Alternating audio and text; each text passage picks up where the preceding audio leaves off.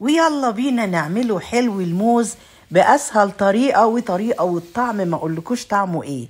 ولما يكون عندك موز مستوي بدل ما ترميه اعملي بيه الطريقة الجميلة دي وتعالي نشوف.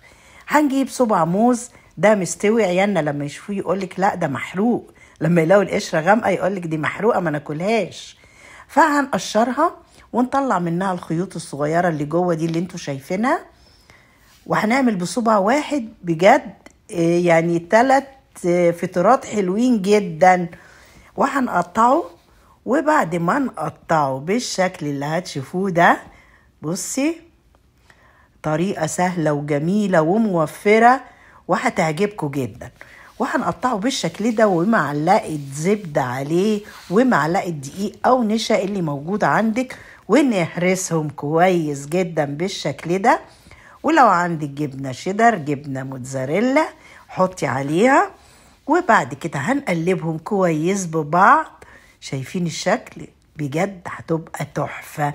وهنجيب بقى معلقة سكر بودرة مليانة ونقلبهم على بعض، ونجيب طاسة ونحط فيها معلقة ونسويها بالشكل ده وعلى نار متوسطة عشان ما يتحرقش.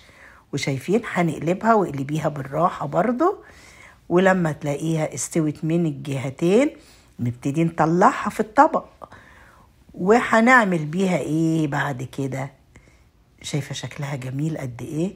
ونستنى عليها اما تبرد شوية علشان وهي سخنة مش هتعرفي تفتحيها.